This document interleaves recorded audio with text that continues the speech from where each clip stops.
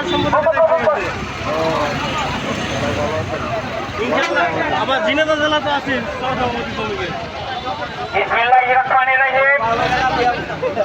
আজ মহান মে দিবস 1883 সালে আমেরিকার শিকাগো শহরে এই মার্কেটে নিহত শ্রমিকদের আত্মত্যাগ মনে রেখে এই দিনটি পালিত হয়।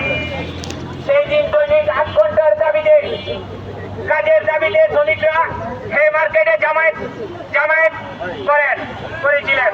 তাদের গিয়ে ঢাকায় পুলিশের প্রতি কেউ একজন বোমা রেখে তার ছুড়ে পুলিশের উপর এবং গুলি চালাতে শুরু করে, ফলে প্রায় 10-12 জন শ্রমিক নিহত হন। সেই শ্রমিকদের ঘিরে সারা বাংলাদেশে, সারা পৃথিবীতে আন্তর্জাতিক মে দিবস পালিত হয়। আমরা বাংলাদেশে এই আন্তর্জাতিক মে দিবসটি পালিত হয়। সেই উপলক্ষে শ্রমিকরা সবসময় নির্যাতিত।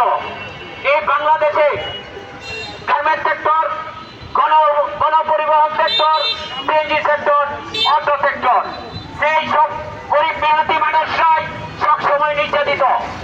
তাই আমরা বলতে চাই, আমরা শ্রমিক ভাই ভাই, মালিক শ্রমিক ভাই ভাই নতুন একটি বাংলাদেশ করতে চাই। সেই দেশে মালিক শ্রমিকদের কোনো ভেদাভেদ থাকবে না, সেই দেশে মালিক শ্রমিকদের কোনো ভেদাভেদ থাকবে না। তাই নিহত শ্রমিকদের পাশে দাঁড়ান এবং যারা এই আত্মত্যাগ করেছে সেই সব শ্রমিকদের আত্মত্যাগের বিনিময় আমরা তাদেরকে আত্মার মাফেরাত কামনা করছি